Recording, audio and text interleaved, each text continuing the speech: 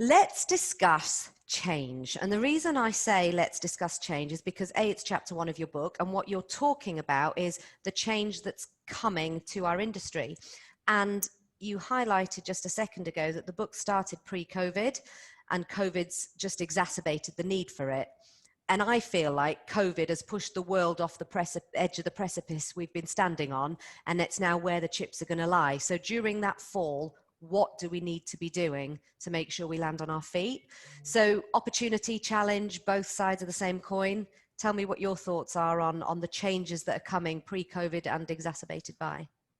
Yeah, Sarah, what I can tell you is that, pre-COVID, I mean, it's interesting. You look at it from my perspective, and you look at it for Don's, and that was kind of some of the concept of the book. Is I came at it from having been a bit of an outsider and seeing how this whole digital disruption had already impacted other vertical markets outside of the insurance space. And so that's the world that I lived in for many years before I jumped into Zywave. And even before or even when I was working at Sava, we started working with a number of brokers in my prior company.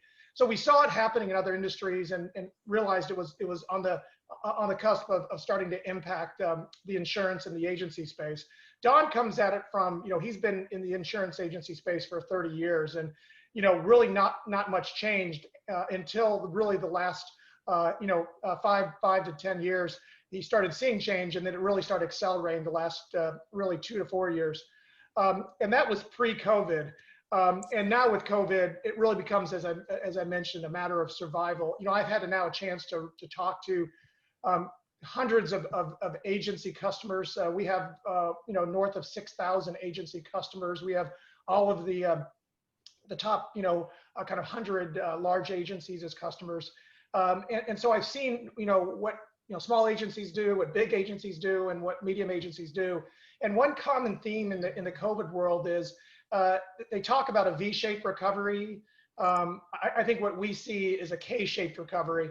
And people are talking more about that in the general marketplace. But I can tell you in the agency space, it does seem to be a bit of a have and have-nots. Is that because of COVID and because of how the world has been disrupted, the need to move towards these best practices around prospecting, around digital transformation has now been accelerated. And what we've seen is the agencies that are embracing this the quickest are the ones that are being the most successful, because inevitably your book of business is starting to be disrupted.